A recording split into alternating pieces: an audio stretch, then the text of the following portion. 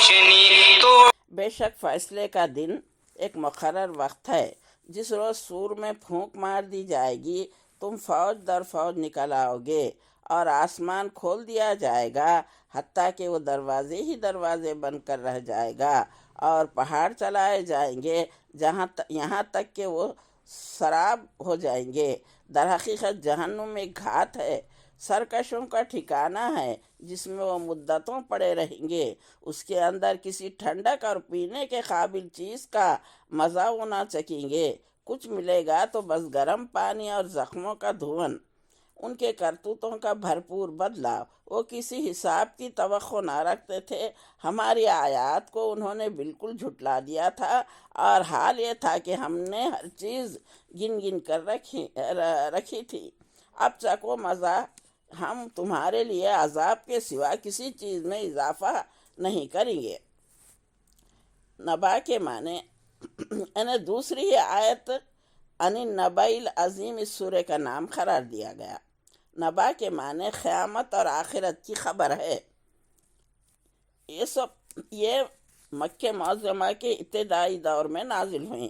اس کا مضمون قیامت اور آخرت کا اثبات اور اس کو ماننے یا نہ ماننے کے نتائج سے لوگوں کو خبردار کرنا ہے۔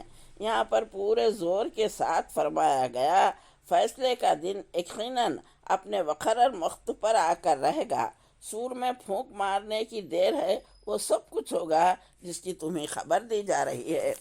جو لوگ حساب کی توقع نہیں رکھتے، جنہوں نے ہماری آیات کو جھٹلا دیا، ان کی ایک ایک کرتوت کو گن گن کر ہمارے ہاں لکھا ہوا ہے، جہنم گھات لگائے ہوئے تیار ہے۔ انہیں بے شک فیصلے کا دن ایک مقرر وقت ہے، جس روز سور میں پھونک مار دی جائے گی تو تم فوج در فوج نکل آ جاؤ گے۔ اس سے مراد آخری سور ہے، جس کا آوازہ بلند ہوتے ہی تمام مرے ہوئے انسان ایک جی اٹھیں گے۔ دنیا کے وجود میں آنے سے لے کر قیامت تک کے انسان سارے لوگ جی اٹھیں گے، اور آسمان کھول دیا جائے گا حتیٰ کہ وہ دروازے ہی دروازے بن کر رہ جائے گا، اور پہاڑ چلائے جائیں گے یہاں تک کہ وہ سراب بن کر رہ جائیں گے۔ آسمان کھول دیا جائے گا کا مطلب یہ ہے عالم بالا میں کوئی بندش اور رکاوٹ نہیں ہوگی۔ ہر طرف سے آفات سماوی آنے کے لیے عالم بالا میں کوئی رکاوٹ باقی نہ رہے گی، سارے دروازے کھلے رہیں گے۔ پہاڑوں کے چلنے اور سراب بن کر رہ جانے کا مطلب یہ ہے دیکھتے دیکھتے پہاڑ اپنی جگہ سے اکھڑ کر اڑیں گے، پھر ریزہ ریزہ ہو کر پھیل جائیں گے، جیسا کہ اس سے پہلے وہاں پر چٹیل میدان تھا۔ در حقیقت جہنم ایک گھات ہے، سرکشوں کا ٹھکانہ ہے، جس میں وہ مدتوں پڑے رہیں گے۔ اس کے اندر کسی ٹھنڈک اور پینے کے قابل کوئی چیز کا مزہ وہ نہ چکیں گے۔ گھات اس جگہ کو کہتے ہیں جو شکار پھانسنے کے لیے بنائی جاتی ہے، وہ بے خبری کی حالت میں آئے اور اچانک اس میں پھنس جائے۔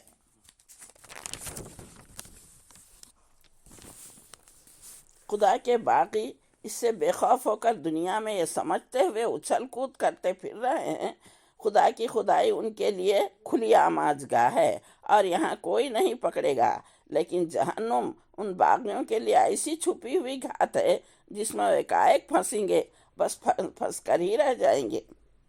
اس کے اندر کسی ٹھنڈک یا پینے کے قابل چیز کا مزہ وہ نہ چکیں گے، کچھ ملے گا تو بس گرم پانی اور زخموں کا دھون، ان کے کرتوتوں کا بھرپور بدلہ۔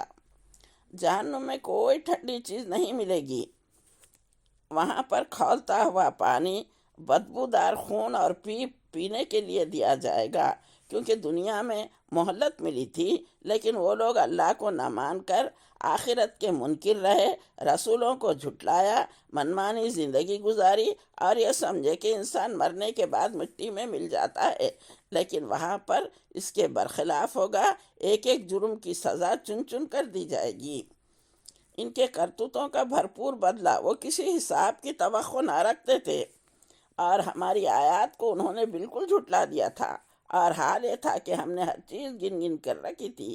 اب چکو مزہ، ہم تمہارے لیے عذاب کے سوا کسی چیز میں اضافہ ہرگز نہ کریں گے۔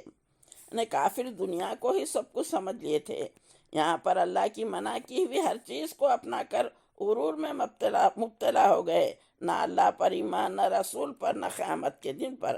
دنیا ان کے لیے جنت بنا دی گئی، کیونکہ نہ کوئی روک نہ ٹوک، نہ حلال نہ حرام، نہ جائز نہ جائز، پوری زندگی جو دل بولے وہ کرے، کھانا کھاتے، جہاں دل بولے وہاں پر جاتے، اللہ کو چھوڑ کر مندروں میں نظر و نیاز کرتے، خوب کھانا، شراب کباب کھا کر خوب ناچنا، چوری قتل غارت گری، ماں باپ کی کوئی قدر نہیں، ادب نہیں، قتل و غارت گری ان کا محبوب مشغلہ تھا۔ اب اللہ تعالیٰ فرما رہے ہیں ہم ان کے نیتوں، ارادوں اور کاموں کو گن گن کر لکھ رکھے ہیں، تاکہ دنیا میں جو کرتوت کیے اس کا بھرپور بدلہ ملے۔ جہنم میں اللہ تعالیٰ سے التجا کریں گے، اللہ میاں ہمیں دوبارہ دنیا میں بھیج دے، نیک کام کریں گے، مگر یہاں پر نہ دنیا رہے گی نہ انہیں بھیجا جائے گا۔ اس درس سے ہمیں یہ سبق ملتا ہے، اللہ کا بڑا احسان ہے کہ وہ ہمیں مسلمان گھرانوں میں پیدا کیا، اسلام جیسی دولت عطا فرمائی، قرآن جیسا ہدایت نامہ بھیجا اور پے در پہ رسولوں کو بھیجا۔ وہ لوگ ہمیں دین اور دنیا کی ساری حقیقتوں سے واقف کروائے، لہٰذا رب العالمین کا جتنا بھی شکر کریں کم ہے۔ لہٰذا ہم اپنی مختصر سی زندگی کی قدر کریں، کوئی بھی لمحہ ضائع نہ کریں۔ ہمیں بہت کام انجام دینا ہے، برادران وطن تک دین کا پیغام پہنچانا ہے۔ اللہ کا ڈر اور خوف اپنے دلوں میں رکھیں، پتہ نہیں کون سا لمحہ ہماری زندگی کا آخری لمحہ ہونے والا ہے۔ یہاں پر قدم قدم پر گناہیں پھیلے ہوئے ہیں، ہم اپنے آپ کو پہچانیں، ہم رسولوں کے جانشین ہیں، لہٰذا ہماری شخصیت بہت اہمیت کی حامل ہے۔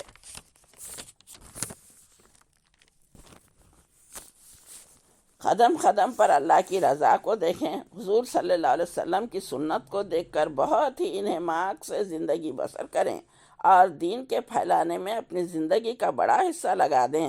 بقول ایک شاعر کے، جان دی ہوئی اسی کی تھی، حق تو یہ ہے کہ حق ادا نہ ہوا۔ ہم لوگ 5 چیزوں کو 5 چیزوں سے پہلے غنیمت جانیں: جوانی کو بڑھاپے سے پہلے، تونگری کو مفلسی سے پہلے، تندرستی کو بیماری سے پہلے، فرصت کو مشغولیت سے پہلے، زندگی کو موت سے پہلے۔ نیا جوش اور نیا ولولہ اپنے اندر پیدا کریں، اپنی صلاحیتوں کو، اپنے مال کو، اپنی اوقات کو دین پھیلانے کے لیے لگائیں۔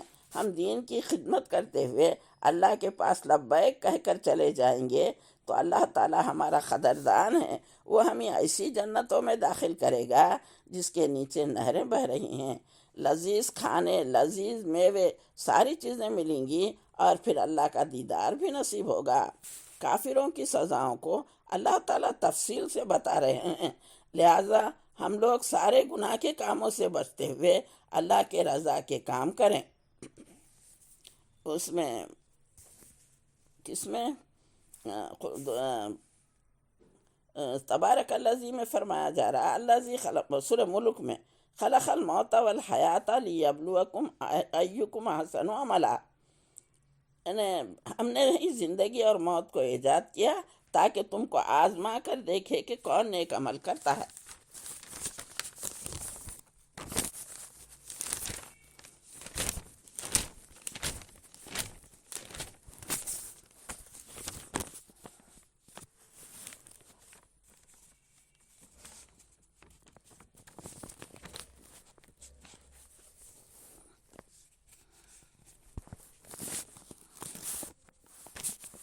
پھر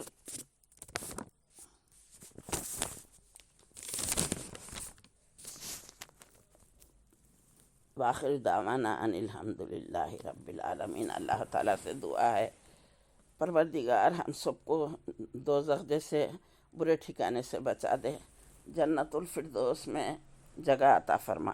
وآخر دعوانا ان الحمدللہ رب العالمین۔